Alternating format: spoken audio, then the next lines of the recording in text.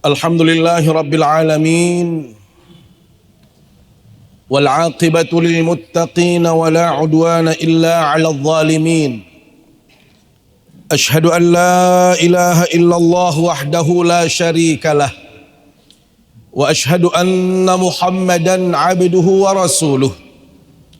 Allahumma salli wa sallim wa barik ala sayyidina Muhammad wa ala alihi wa sahbihi ajma'in. Amma ba'du fa ya ibadallah, usikum wa nafsi bitaqwallah, faqad fazal muttaqun. Qala Allah Ta'ala fi muhkami tanzilihi wa huwa asdaqul qailin. Ya ayyuhalladzina amanu ittaqullaha haqqa tuqatih ولا تموتن إلا وأنتم مسلمون. وقال عليه الصلاة والسلام أيام التشريق أيام أكل وشرب أو كما قال صلى الله عليه وسلم. Saudaraku, kaum muslimin, sidang Jumat yang dimuliakan Allah Subhanahu wa taala. Mengawali khutbah ini, izinkan khatib mengajak kita semua untuk terus kita bersyukur kehadirat Allah Subhanahu wa taala. Karena kita merasakan begitu banyak kenikmatan yang Allah anugerahkan kepada kita semua. Dari satu nikmat ke nikmat yang berikutnya terus tidak pernah putus kita rasakan. Apalagi di momentum seperti saat ini, di bulan Zulhijjah, kita merasakan begitu banyak kenikmatan yang Allah berikan. Maka mudah-mudahan kita yang hadir di majelis yang mulia ini tergolong orang-orang yang selalu bersyukur kepadanya. Mereka yang pandai bersyukur kepada Allah Subhanahu wa taala. Karena bila mana kita pandai bersyukur, maka Allah Subhanahu wa taala senantiasa meridai kita dalam hidup ini. Wa in tashkuru yardahu lakum. Sekiranya engkau bersyukur kepada Allah, maka Allah akan ridha kepada kita semua. Salawat serta salam selalu kita sampaikan ke hadapan baginda Rasulullah sallallahu alaihi wasallam. Semoga kita semua mendapatkan syafaatnya di hari kiamat kelak. Amin ya rabbal alamin. Sidang Jumat yang dimuliakan Allah Subhanahu wa taala. Saat ini kita berada di tanggal 11 Zulhijjah. Tanggal 11, 12 dan 13 dalam kalender Islam merupakan ayyamut tasyriq, hari-hari tasyrik.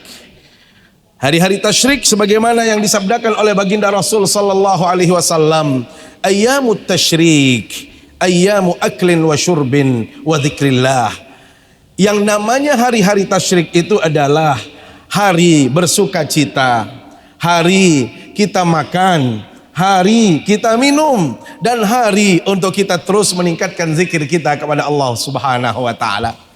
Karena ini adalah hari raya dan bagian daripada hari kebahagiaan, maka hari ini pun dilarang seseorang melaksanakan ibadah puasa, termasuk besok dan lusanya, karena ini adalah hari-hari tasyrik. Kemudian tasyrik itu sendiri artinya adalah terik matahari. Orang-orang Arab dahulu, selesai mereka berkorban atau di hari-hari ini, mereka biasanya kalau ada sisa dari hewan kurbannya, mereka akan jemur, mereka akan keringkan, dan itu yang akan menjadi modal dan bekal dia di dalam menjalani kehidupan untuk beberapa saat ke depan. Termasuk bagi kita yang belum berkorban, yang mau berkorban, hari-hari tasyrik ini adalah hari di mana kita dianjurkan dan dibolehkan untuk melaksanakan ibadah kurban bagi mereka yang belum berkorban. Kurban sendiri rahmat Allah, kalau kita mengkaji secara bahasa, itu diambil dari bahasa Arab. Qaraba yaqrubu qurban wa qurbanan, artinya dekat. Bila mana seseorang itu berkorban pada saat-saat ini, maka ini adalah wasilah dia, ini adalah media dia untuk bisa mendekat kepada Allah Subhanahu wa taala.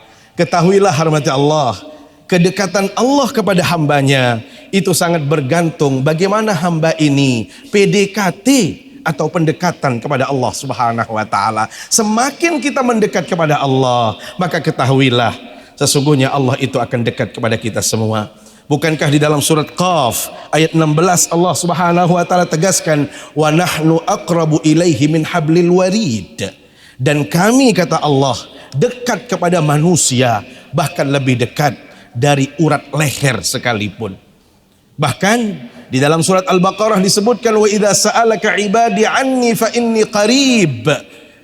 Bila mana hambaku wahai Nabi Muhammad bertanya tentang aku, katakan kepada mereka bahwasanya aku, yaitu Allah, itu sangat dekat kepada manusia. Maka subhanallah, dekatnya Allah kepada kita itu sangat bergantung kepada bagaimana kita mendekat kepada Allah Subhanahu wa taala. Karena itu dalam hadis qudsi yang diriwayatkan dari Abu Hurairah radhiyallahu anhu anin Nabi sallallahu alaihi wasallam, qala ta'ala, dari Abu Hurairah dari Rasul sallallahu alaihi wasallam, Allah Subhanahu wa taala berfirman, wa ma taqarraba ilayya 'abdi bi syai'in ahabbu ilayya mimma aftaradtuhu ilaih. Dan tidaklah seorang hamba mendekat kepadaku dengan apa yang sudah aku wajibkan kepada mereka, kecuali aku pasti mencintai dia. Dan bila mana dia mendekat kepadaku ditambah dengan nawafil, ditambah dengan ibadah-ibadah sunnah termasuk kurban kepada Allah, maka saya akan mencintai orang tadi. Apa kata Allah berikutnya? Fa idza ahbabtuhu, kalau aku sudah cinta kepada seseorang, kuntu sam'ahu alladhi yasma'u bihi, saya adalah pendengaran yang dia gunakan. Mata yang dia gunakan untuk melihat itu juga mata saya. Tangan yang dia gerakkan untuk dia melakukan kegiatan itu juga tangan saya. Dan kaki yang dia gunakan untuk melangkah itu juga kaki saya, kata Allah Subhanahu wa taala. Ini menunjukkan bagaimana dekatnya Allah, bagaimana Allah menjaga seseorang, memberikan perlindungan kepada orang tadi bila mana hamba itu dekat kepada Allah Subhanahu wa taala. Kaum muslimin sidang Jumat yang dimuliakan Allah Subhanahu wa taala, dan inilah yang dicontohkan oleh Ibrahim alaihissalam. Inilah yang dicontohkan oleh Nabi Ismail alaihissalam. Bagaimana beliau mendekat kepada Allah sehingga Allah dekat dengan dia. Bagaimana ketulusan, bagaimana ketaatan, bagaimana amal saleh yang dilakukan oleh para nabi yang saya sebutkan tadi, sehingga Allah begitu menyayangi mereka, sehingga Allah Subhanahu wa taala begitu dekat kepada mereka-mereka itu. Paling tidak rahmat Allah di majelis yang mulia ini, saya ingin menyampaikan 3 saja bentuk bagaimana dekatnya Allah Subhanahu wa taala kepada Nabiullah Ibrahim alaihissalam. Yang pertama, rahmat Allah, Nabi Ibrahim ini dijadikan oleh Allah sebagai Abul Anbiya. Nabi Ibrahim itu adalah bapaknya para nabi. Bayangkan, bapak para nabi. Kalau kita punya anak, disebut anak kita soleh, anak kita baik, anak kita kaya, bahagianya luar biasa. Bagaimana kalau kita disebut ini bapaknya para nabi?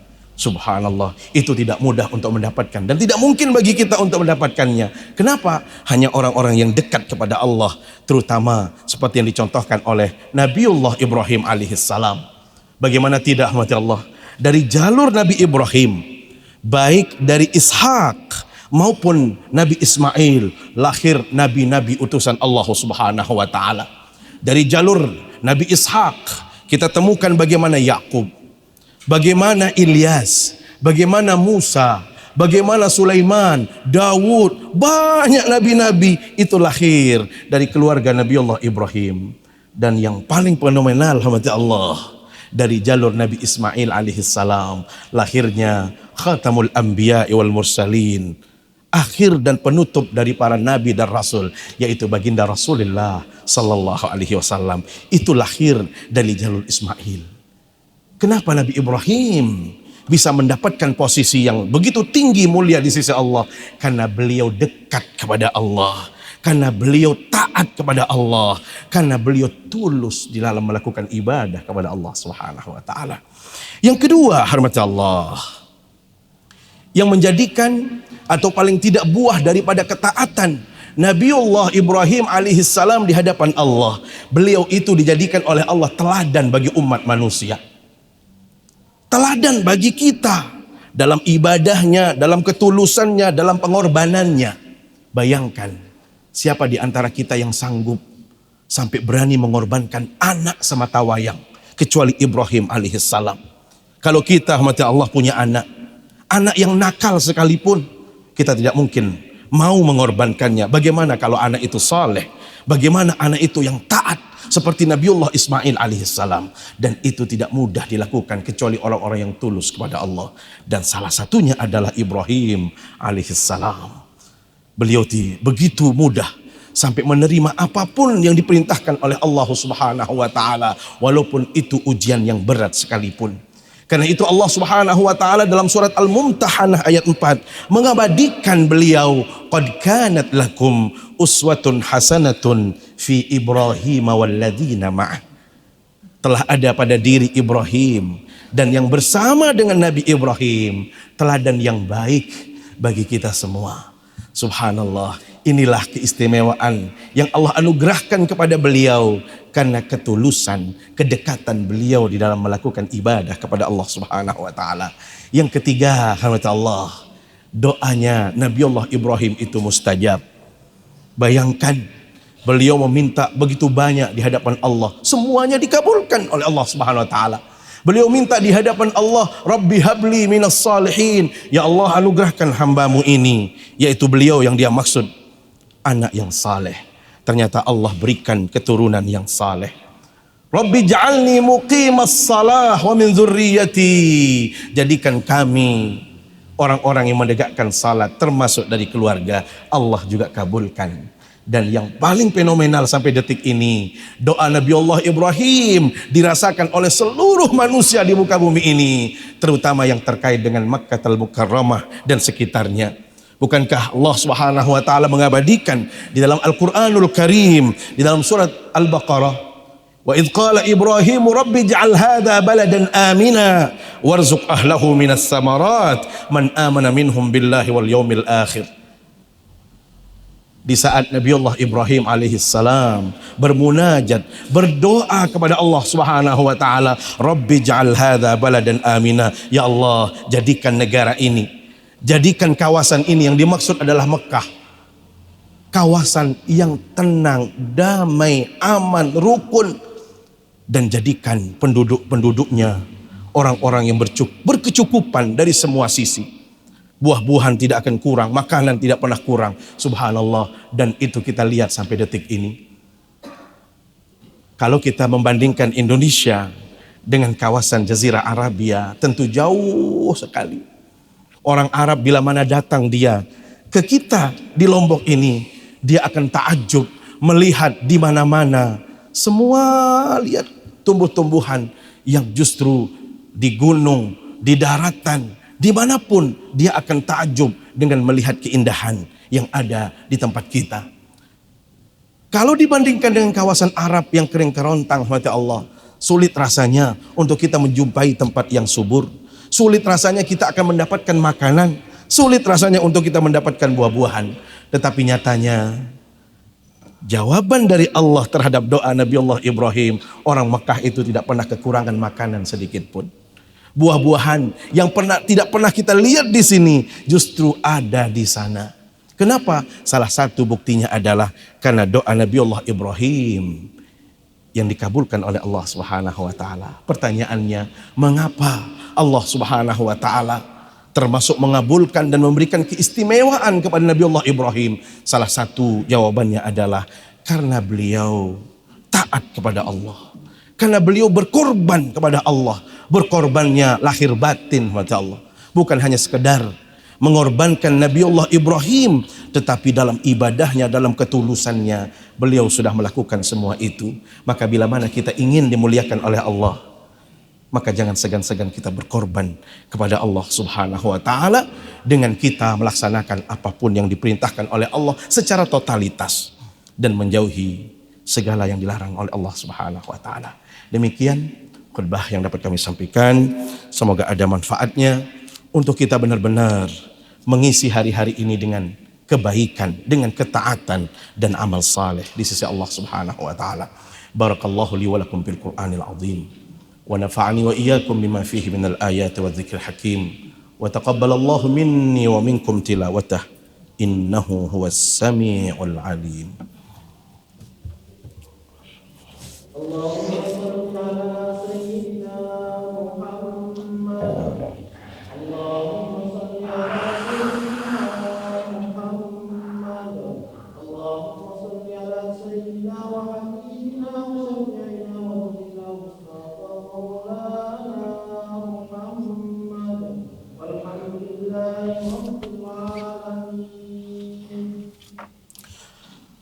Alhamdulillahi Rabbil Alamin.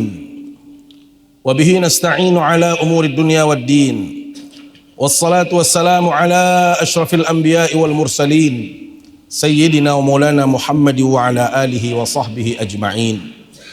Amma ba'du fa ya ibadallah. Usikum wa nafsi bitaqwallah. Faqad fazal muttaqun. Qala Allah Ta'ala fi muhkami tanzilihi wa huwa asdaqul qailin.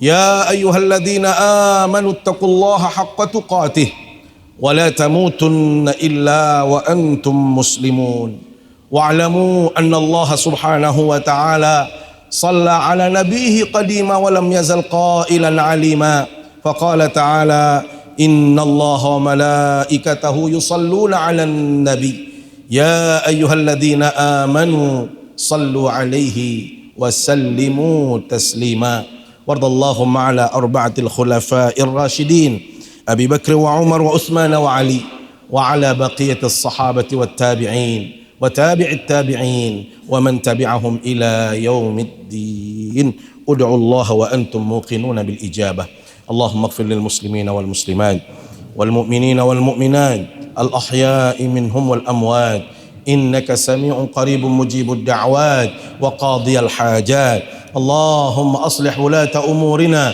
ووفقه لما تحبه وترضاه يا رب العالمين اللهم تقبل منا دعاءنا وصلاتنا وقيامنا وركوعنا وسجودنا وصيامنا وأضحيتنا وتمم تقصيرنا يا الله يا حي يا قيوم ربنا آتنا في الدنيا حسنة وفي الآخرة حسنة وقنا عذاب النار والحمد لله رب العالمين عباد الله إن الله يأمر بالعدل والإحسان وإيتاء ذي القربى وينهى عن الفحشاء والمنكر والبغي يعظكم لعلكم تذكرون فاذكروا الله يذكركم واشكروه على نعمه يزدكم ولذكر الله أكبر أقيموا الصلاة